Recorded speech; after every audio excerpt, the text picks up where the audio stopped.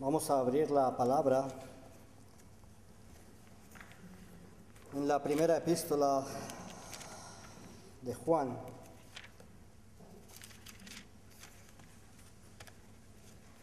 Primera de Juan, capítulo 1.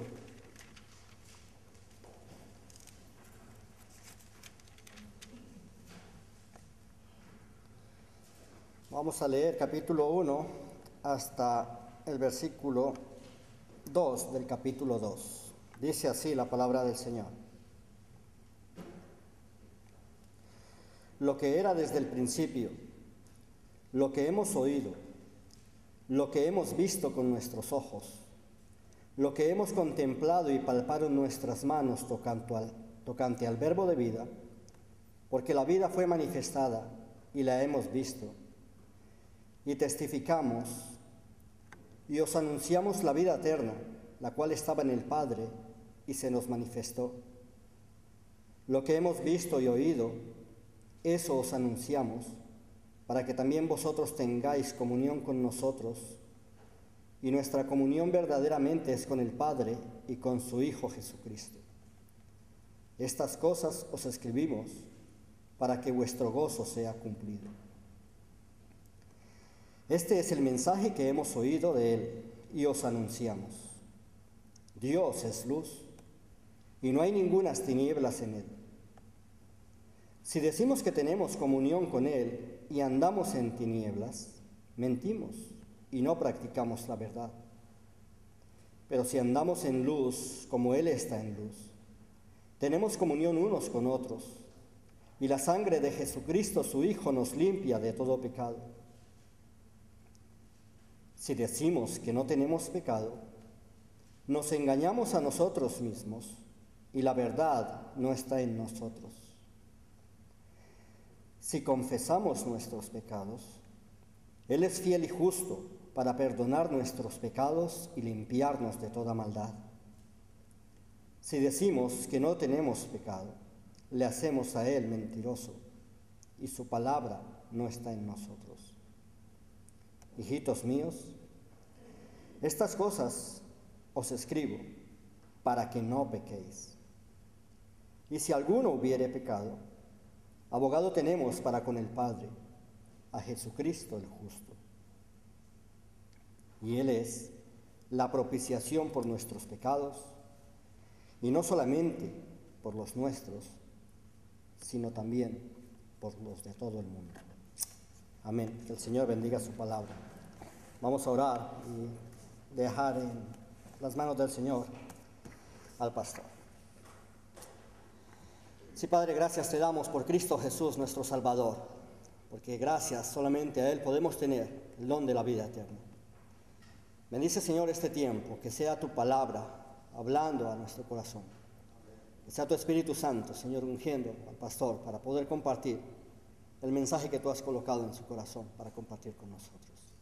Porque te lo pedimos en los méritos de Cristo Jesús, tu Hijo amado. Amén. Amén.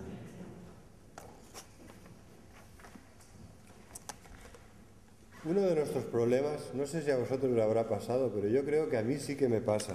Uno de nuestros problemas es que nos acostumbramos a lo bueno. Y al final nos acostumbramos tanto que ya no le damos importancia. Ya eso es como un derecho adquirido, tiene que ser así. Siempre ha sido así, o desde hace muchos años que es así. Por ejemplo, no echamos de menos la salud hasta que tenemos ciertos achaques.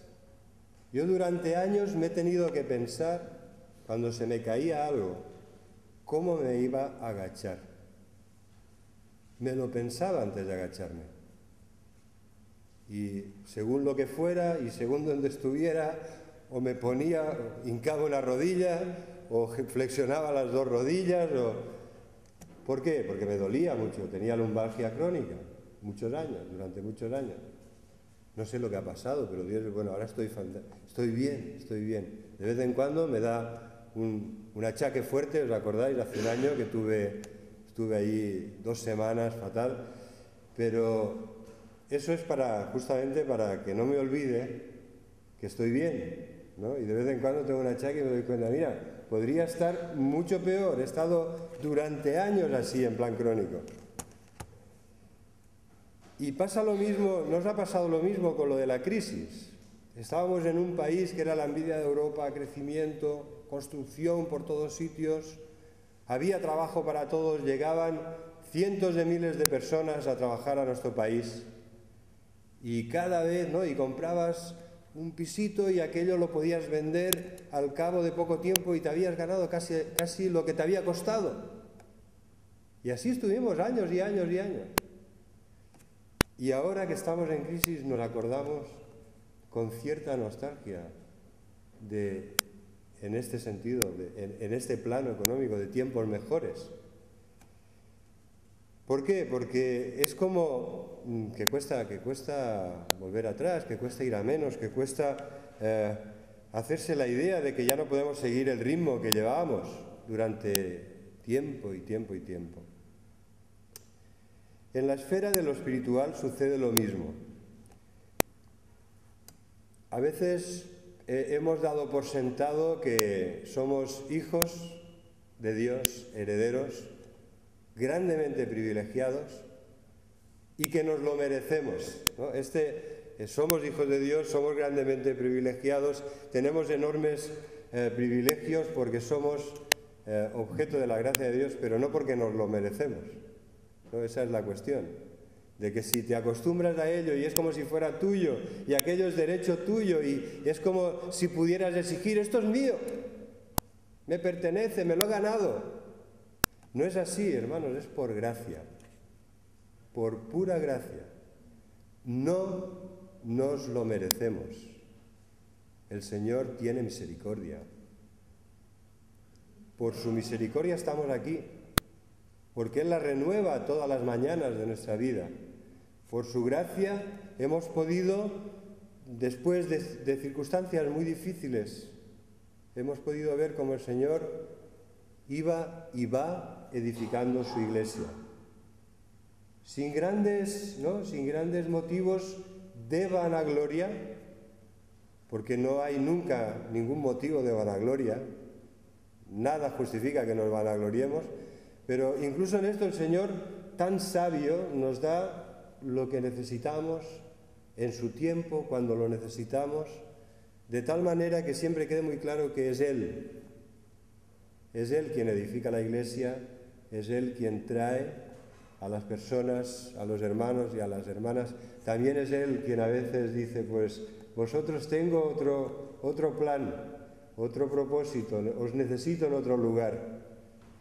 Y es en este sentido, hermanos, que en la esfera espiritual es grave cuando caemos en aquello de lo que nos habla el libro de Proverbios, que si el Señor nos da tanto, nos olvidamos de Él. Nos va todo tan bien, ¿no? No me des tanto que me olvide de ti, ni tan poco que te maldiga, decía el libro de Proverbios, porque la pobreza tiene sus tentaciones, tiene sus riesgos, es una prueba, pero también la abundancia que hemos vivido, también el lujo y la opulencia, también esa situación de comodidad en la que nos acomodamos.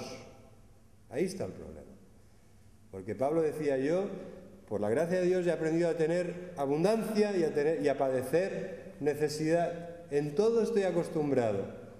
Pero la sabiduría de Dios quiere enseñarnos a gestionar bien, a administrar bien unas circunstancias y también las otras. Y en el plano espiritual, cuando estamos tan ocupados en el disfrute egoísta de los dones de Dios, que nos hemos olvidado del que nos los da, del dador, hay un grave problema, seguramente habrá un juicio que se acerca a nuestra vida, porque todo lo bueno viene de Dios.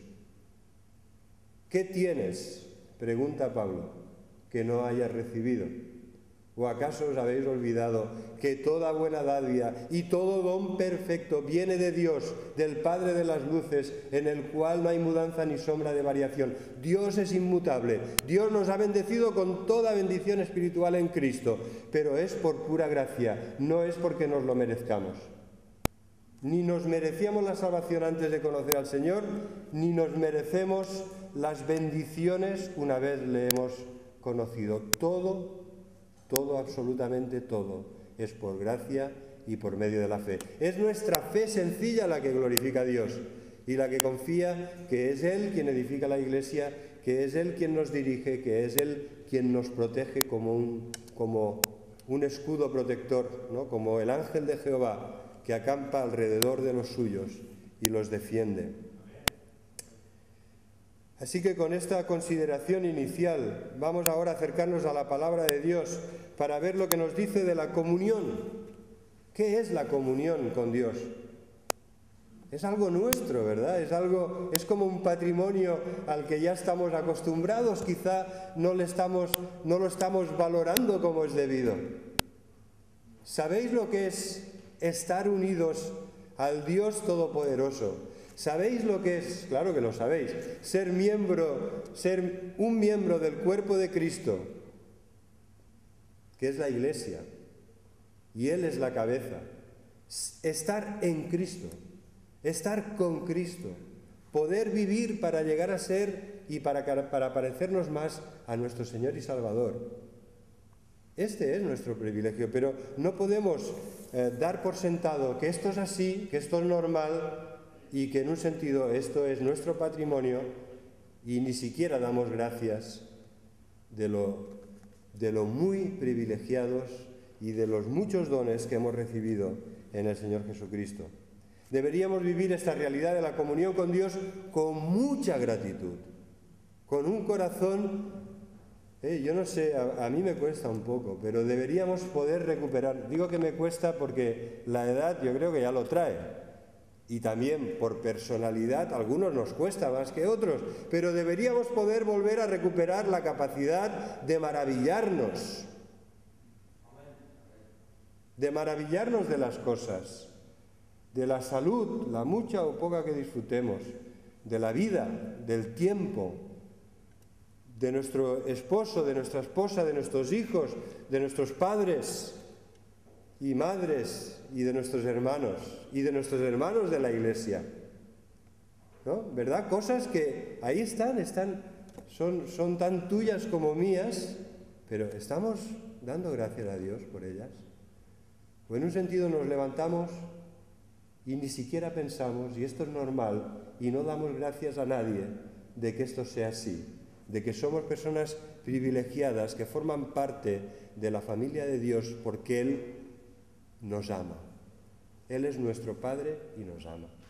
Y porque pertenecemos a una familia en la que hay unas relaciones auténticas de amor, de apoyo, de comprensión, de cariño. Y si no las hay, seguro que sabes que es la voluntad de Dios, que sí, que Él quiere que lo haya, que en cada uno de nuestros hogares sea un oasis, en este sentido, donde esto se pueda sentir, se pueda vivir, se pueda disfrutar para gloria de su nombre. Así que me gustaría hablaros de 3 afirmaciones acerca de la comunión con Dios que encontramos en este texto. La paz y el gozo verdaderos son fruto de esta comunión con Dios. Si no fuera así, si no estuviéramos en comunión con Dios, todavía viviríamos sin Dios y sin esperanza y sin paz y sin gozo en este mundo. Pero en virtud de que estamos unidos a Él, tenemos paz y gozo. Es nuestro patrimonio espiritual en Cristo. En Él hemos sido bendecidos con toda bendición espiritual en Cristo. Aunque estuviéramos hablando hasta las 12 de la noche, no las podríamos ni siquiera enumerar. Con toda bendición espiritual en Cristo. Y el que lo hace es aquel delante del cual doblamos nuestras rodillas, porque Él es aquel que hace todas las cosas mucho más abundantemente de lo que pedimos en oración o de lo que entendemos con nuestras mentes finitas. Por lo cual debemos estar en paz y gozosos, pero además también agradecidos. Yo no sé si podríamos hacer ahora una pequeña reflexión personal. ¿Cómo he venido? He venido en paz he venido en gozo, en el gozo del Señor. He venido con un corazón lleno de gratitud, porque este tiempo aquí en la iglesia tiene sentido cuando vienes así. Estas canciones y himnos que cantamos tienen significado y sentido cuando los cantamos así, con gratitud, con gozo, sabiendo delante de quién estamos y sabiendo el privilegio que tenemos de poderle adorar y alabar como deseamos y, por supuesto, nunca como Él merece, ¿no? La primera de estas afirmaciones acerca de la comunión con Dios es que el propósito de Dios es que vivamos en comunión con Él por medio de Jesucristo. Lo que era desde el principio, lo que hemos oído, lo que hemos visto con nuestros ojos, lo que hemos contemplado y palparon nuestras manos, tocante al verbo de vida. Bueno, cuando algo empieza así, no te debería quedar ninguna duda de que la persona que escribe te quiere transmitir la máxima seguridad de que es su experiencia personal, que es testigo de lo que ha oído, de lo que ha visto, de lo que ha contemplado de forma atenta y cariñosa y de lo que han podido palpar sus manos. Lo que transmite el apóstol Juan aquí es que es absolutamente seguro y convincente el testimonio que él va a dar acerca de Jesucristo. No se trata de un quizás, esto fue así. ¿Podemos volverlo a leer? Lo que era desde el principio, lo que hemos oído, lo que hemos visto con nuestros ojos, lo que hemos contemplado atentamente y palparon nuestras manos. No se te puede dar mayor seguridad. Él te va a explicar lo que ha oído, lo que ha visto, lo que ha contemplado, lo que ha tocado. Todo esto nos transmite realmente algo que ellos amaban profundamente y estaban tremendamente convencidos, porque lo oyeron, lo vieron y lo tocaron. No estamos predicando una ilusión. No somos ilusos. No vivimos en una ilusión que después un día alguien vendrá, pinchará el globo de nuestras ilusiones y nos caeremos de golpe en el suelo y no sabremos qué nos habrá pasado. ¿Podéis imaginar una forma más rotunda, más enérgica de expresar lo que nos va a comunicar? Era parte de su experiencia. Él era testigo en todos los sentidos de lo que nos va a decir. Es como cuando en el Evangelio de Lucas, en el capítulo 1, empieza el Evangelio y empieza de una forma muy enfática también. Lucas nos dice en el Evangelio 1:1, muchos han tratado de poner en orden la historia. La historia no es una novela, no es una construcción literaria, es la historia de las cosas que entre nosotros han sido ciertísimas, tal como nos lo enseñaron los que desde el principio lo vieron con sus ojos y fueron ministros de la palabra. Pues me ha parecido también a mí, después de haber investigado con diligencia todas las cosas desde su origen, escribírtelas por orden, oh excelentísimo Teófilo, para que conozcas bien la verdad de las cosas en las cuales has sido instruido. Podemos confiar. La palabra de Dios no es una novela, no es una brillante obra literaria de un genial escritor. Es la historia de las cosas que sucedieron. Es para que conozcas bien la verdad. Es para que sepamos que estas cosas han sido ciertísimas. Yo creo que hay un gran interés, un gran énfasis en que este mensaje nos llegue al corazón. El Evangelio es historia. Jesús es real. Él murió en la cruz hace casi 2000 años. Pero además Él resucitó. Después el mismo autor de Lucas, cuando en el libro de los Hechos llega al punto que era una continuación del Evangelio de Lucas, dice que Jesús, después de haber padecido en la cruz, se presentó vivo con muchas pruebas indubitables, sin duda ninguna. Se les apareció durante 40 días y les habló acerca del reino de Dios. La Escritura nos habla así, nos habla para que estemos seguros de lo que ha pasado, de lo que ha sucedido, de quién es Jesús, de cómo podemos conocer al Padre a través de Él. El que me ha visto a mí, ha visto al Padre. Las palabras que yo os hablo son espíritu y son vida, dice Jesús, porque estas palabras no os las digo yo, son las que el Padre ha puesto en mí para que yo os las diga. Y es en este sentido que debemos dar testimonio de nuestra fe con la plena convicción. Nosotros no estábamos allí hace 2000 años, pero ¿vosotros pensáis que las personas que escriben así mueren por una mentira? La inmensa mayoría de los escritores del Nuevo Testamento murieron mártires a causa de su fe. Hubieran muerto por una cosa que ellos sabían que era mentira. Hubieran muerto por mantener su palabra, por mantener la imagen de que no querían que les sorprendieran habiendo mentido, habiendo falseado la verdad. Ellos estaban tan convencidos de lo que predicaban que, por supuesto, estaban dispuestos a morir para seguir afirmando que esto fue así, que Cristo murió por nuestros pecados, que Cristo resucitó al tercer día y que estas cosas son ciertísimas. Y esta es la base de nuestra comunión con Dios.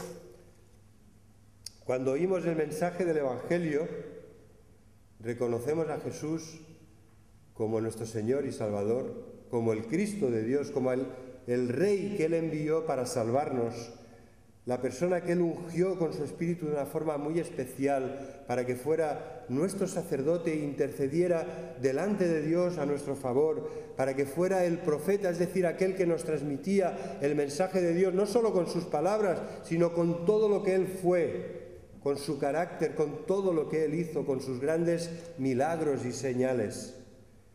Somos grandemente privilegiados porque el Evangelio es palabra de vida, sus palabras son espíritu y son vida, y nosotros hemos sido llamados a la comunión con Dios a través de este mensaje ciertísimo que nos transmite el Evangelio. Aquí en la primera carta nos dice que ellos, todo esto que Juan nos va a decir es respecto tocante al verbo de vida, porque la vida fue manifestada y la hemos visto y testificamos y os anunciamos la vida eterna, la cual estaba con el Padre y se nos manifestó.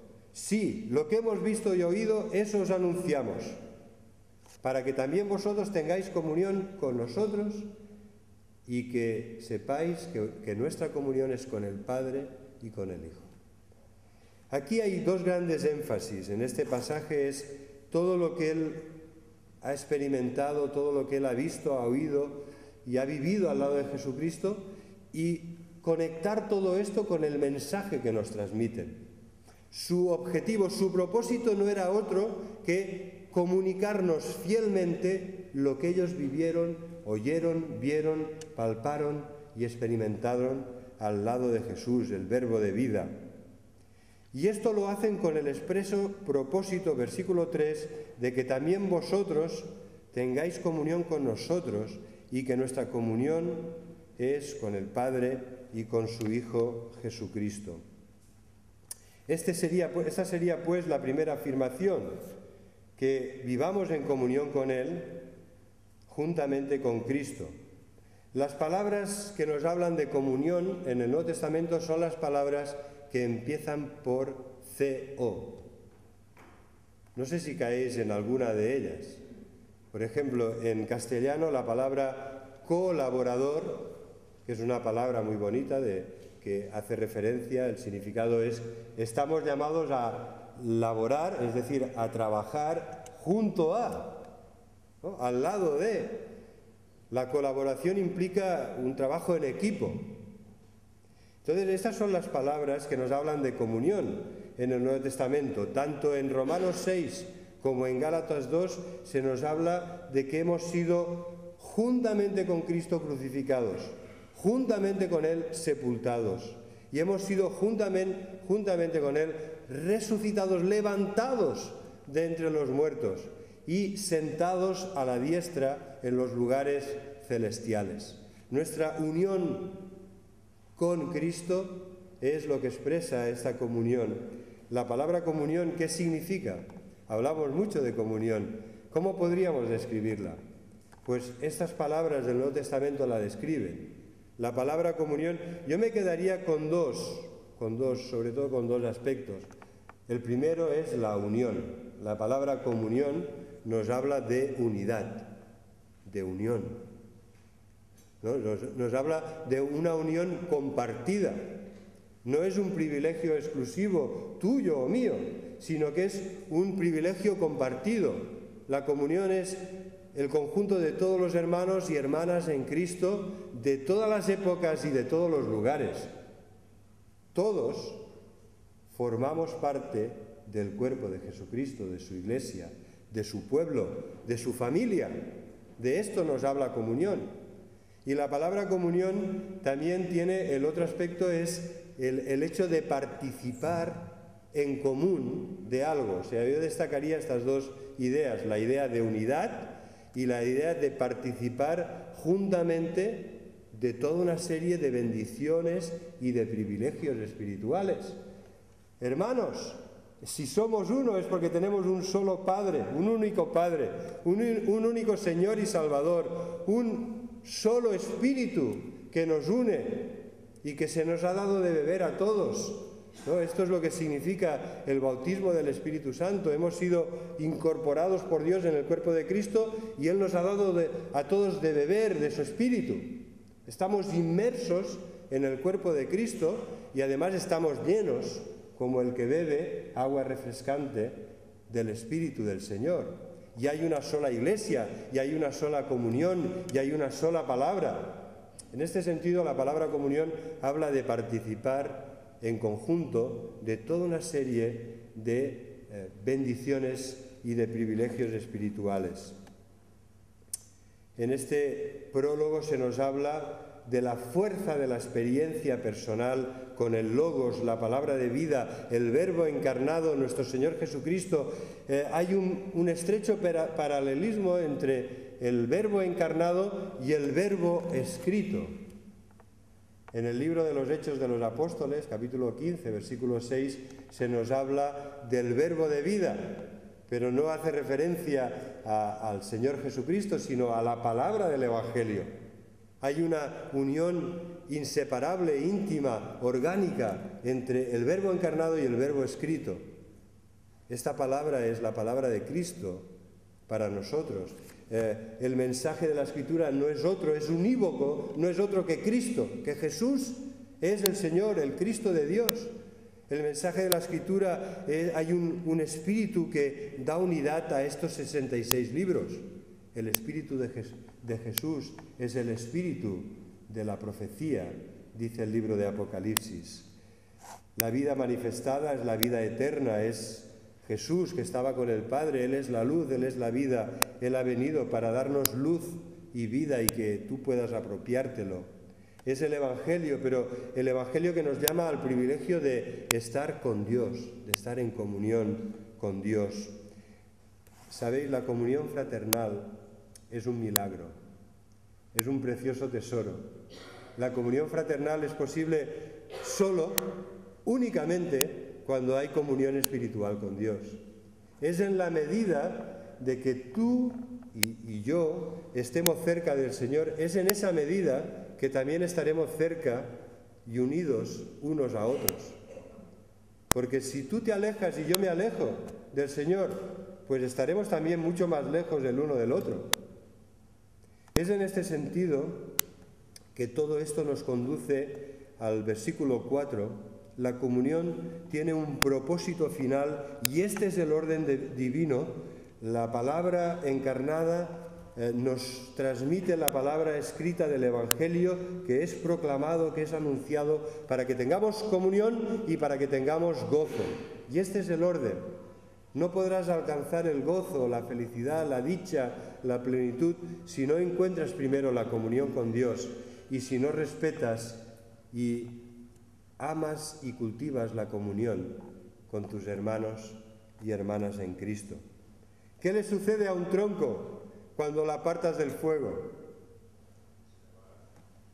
Lo echas a un lado. El fuego sigue ardiendo, pero aquel tronco solo empieza primero a echar, ya no se ven llamas, después empieza a humear, y mientras todos los demás siguen todavía con la calidez de la comunión de las llamas, de las brasas, él ya se ha apagado en un rincón. Así que, hermanos y hermanas, nos necesitamos para mantener vivo el rescoldo del fuego del Espíritu, del gozo del Señor en nuestras vidas y en nuestra iglesia. El propósito del Señor, lo leíamos en el tiempo de alabanza, es que haya...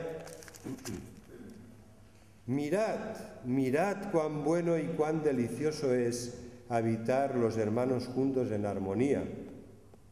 Es como el buen óleo sobre la cabeza. El óleo es un símbolo de gozo. Es como el rocío del monte Hermón, que refresca y fertiliza la tierra.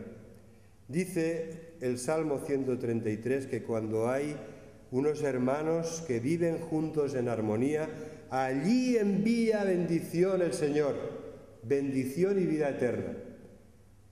Esto es lo que queremos, hermanos. No queremos sacrificar esto por nada. Comunión con el Señor, comunión con los hermanos, y el Señor enviará bendición y vida eterna. Y el Señor añadirá a la iglesia los que han de ser salvos y los que están siendo salvos. ¿Por qué? Porque si hay algo que cuando llegas a un lugar te agrada y te atrae, es que haya armonía, que haya calidez, que haya amor, y que este amor se refleje y se te extienda con cariño desde un principio. Esta es la iglesia del Señor. Lo demás es religión. Lo demás son ritos.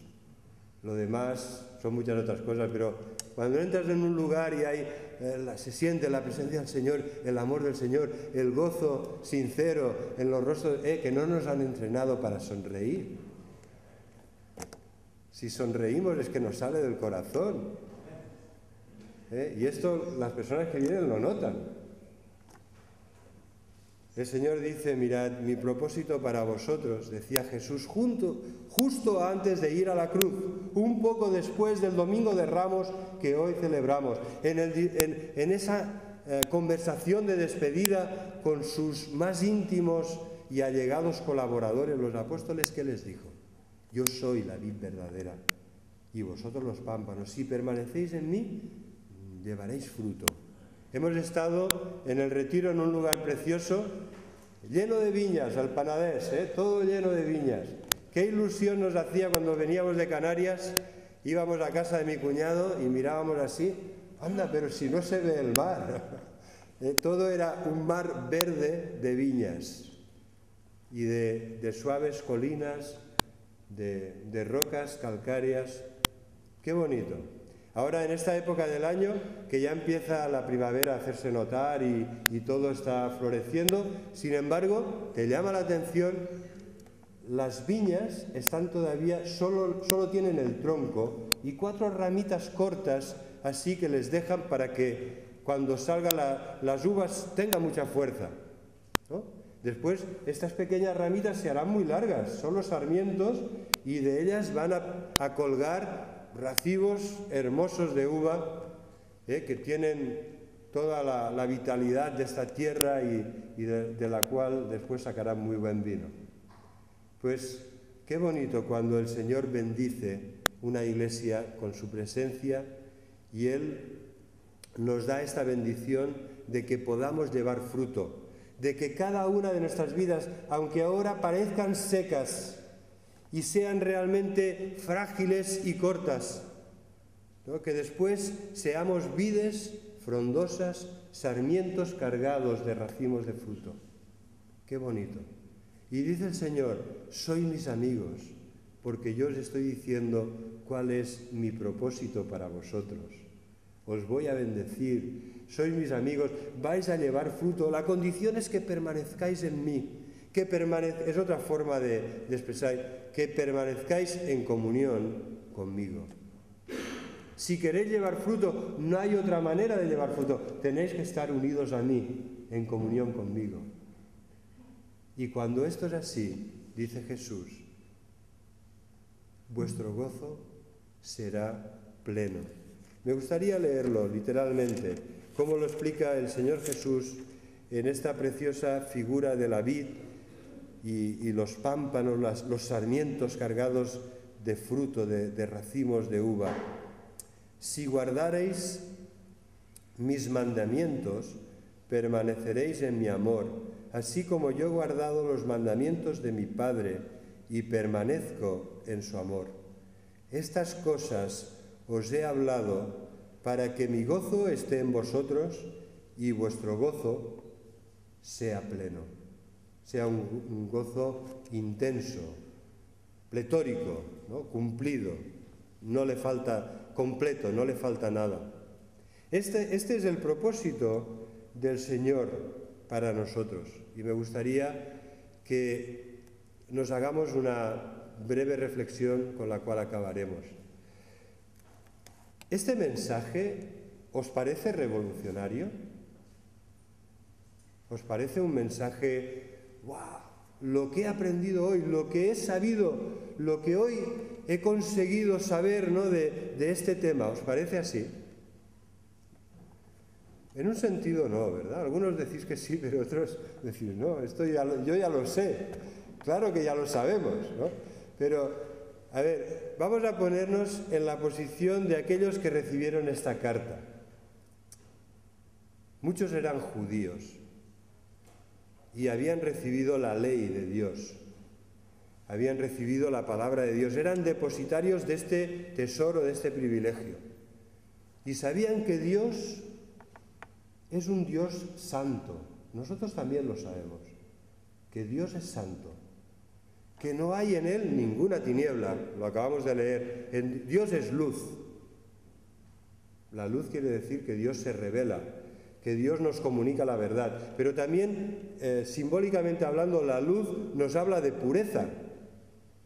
Y lo contrario, las tinieblas, es lo malo, la maldad, la corrupción, lo que está escondido, porque avergüenza, ¿no? Isaías hablaba así: cambiáis las etiquetas de las cosas, a lo bueno le llamáis malo, a lo justo le llamáis injusto, y al revés, y a la luz le llamáis tinieblas.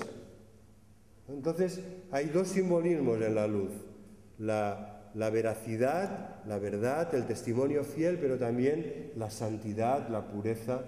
Dios es santo, Dios es luz, Dios es puro. Delante de Él no hay nada escondido. ¿Sabes? Tú puedes estar aquí haciendo y puedes estar haciendo así y quizá dentro estás pensando, se me está haciendo largo. Y yo no me entero. Yo lo que veo es que tú haces así. Pero el Señor sí lo sabe. Dios es luz. No hay nada escondido delante de sus ojos. Él ve en lo más profundo de tu corazón. Él ve lo que damos y Él ve lo que nos quedamos. Él ve lo que dices y Él ve lo que piensas todo lo contrario, a veces, de lo que estás diciendo. Pero, en este sentido, el mensaje de que tenemos Dios, ya no estamos sin Dios y sin esperanza, de que este Dios nos ama y que podemos estar unidos a Él, es un mensaje, es el mensaje más increíble y más revolucionario que puedas haber oído nunca, porque Dios es santo y en Él no hay ningunas tinieblas. Y perdona que te lo diga tan directamente, pero tú y yo somos unos pecadores. Estamos llenos de maldad, de corrupción, de engaño, de falsedad, de egoísmo, de orgullo. Y no quisiera cansaros, la lista es mucho más larga. Entonces, a ver, ¿no es revolucionario que Dios nos dice aquí que podemos estar en comunión con Él, que podemos estar unidos a Él, que Él nos ama, que Él nos abraza, que somos sus hijos, que somos sus herederos? Esto no es revolucionario. ¿Y cómo se consigue esto? Si Él es tan santo que ni siquiera puede ver el mal y la maldad en los seres humanos. ¿Cómo pues es posible que estemos unidos al Dios Santo? Bueno, es posible por la cruz de nuestro Señor Jesucristo, porque Él cargó nuestros pecados, porque Él llevó nuestras maldades, porque el justo ha muerto por los injustos, que somos nosotros, para llevarnos a Dios. Porque al que no conoció pecado, por nosotros Dios lo hizo pecado y recibió la maldición que merecían nuestros pecados cuando murió colgado de un madero en la cruz del Calvario. Este es el milagro de la cruz, esa terrible cruz donde tanto sufrió, donde tantos hombres sufrieron y donde padeció tantísimo nuestro Salvador. Se ha convertido en un árbol de vida, se ha convertido en esa vid verdadera que da vida a todo el mundo y que lleva fruto abundante, porque Él verá el fruto de la aflicción de su alma y se quedará satisfecho. Así que el mensaje de la comunión con Dios es un mensaje increíble, es el más revolucionario que puedas oír.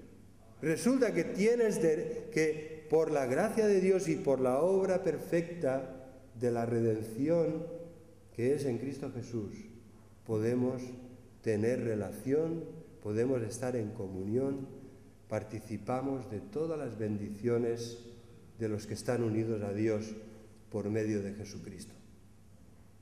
Y esto es tan revolucionario y tan increíble que los judíos, cuando oían hablar de esto, decían: se ha vuelto loco. Juan se ha vuelto loco. Pablo se ha vuelto loco. ¿Qué le pasó en el camino de Damasco? Se ha vuelto loco. Esto no puede ser así. Es inconcebible que podamos estar unidos al Dios santo, justo y verdadero, al Dios todopoderoso. Es imposible, es increíble. ¿Qué te estás inventando? Hermanos, este es el mensaje del Evangelio. Hay comunión porque Cristo ha hecho la reconciliación. Porque éramos hijos pródigos, que hemos vuelto en sí. Nos hemos visto en una pocilga de pecado y hemos vuelto a la casa del Padre. Porque éramos hijos mayores, resentidos, que estábamos en la iglesia y estamos predicando un moralismo y miramos por encima del ojo a los hijos menores pródigos que han vuelto. Y entonces resulta que el Padre, lleno de amor y de gracia, nos dice: ¿y tú qué?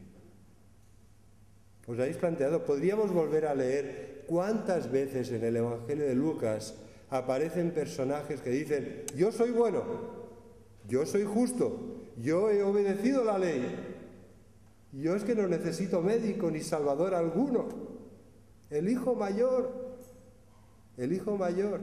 ¿no? Enfadado porque hay una fiesta de alegría, porque un pecador se ha arrepentido, porque uno que estaba muerto, Dios lo ha revivido.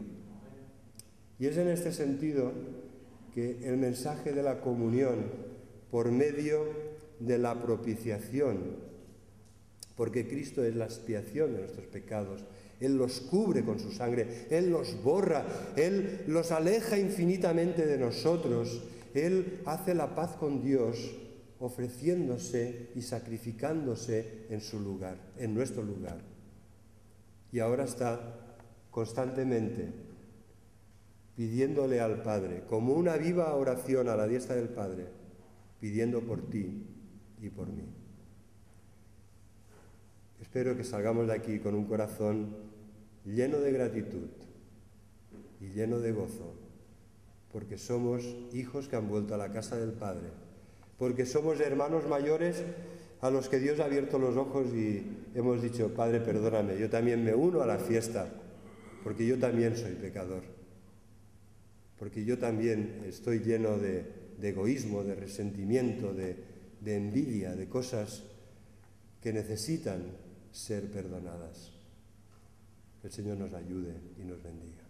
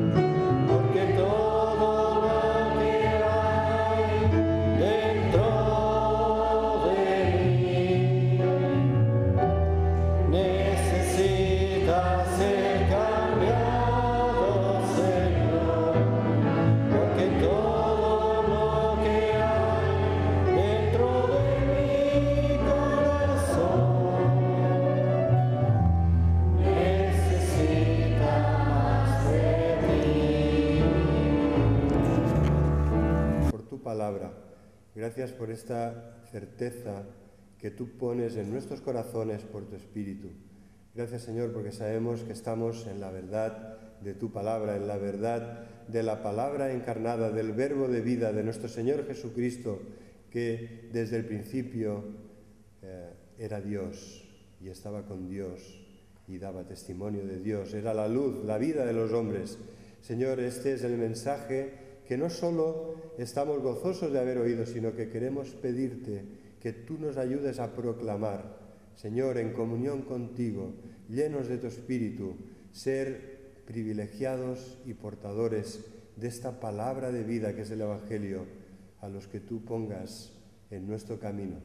Ayúdanos, Señor, úngenos, llénanos de ti, para que seamos una bendición para aquellos que tú harás que se relacionen con nosotros, que podamos ayudar a muchos, Señor, que podamos ver con gran alegría y gratitud y maravillados de tu gracia y de tu poder, que muchos pasan de muerte a vida. Señor, pedimos tu bendición para este acto de despedida de Marta Flores, de nuestra querida hermana. Pedimos, Señor, que tú toques el corazón de su familia, de su hermano y cuñada, de sus sobrinos y de toda la familia. Señor, a ti les encomendamos y lo hacemos en el nombre precioso de Jesús. Amén. Que el amor de Dios Padre, la gracia de nuestro Señor Jesucristo y la comunión del Espíritu Santo sean con todos vosotros. Amén.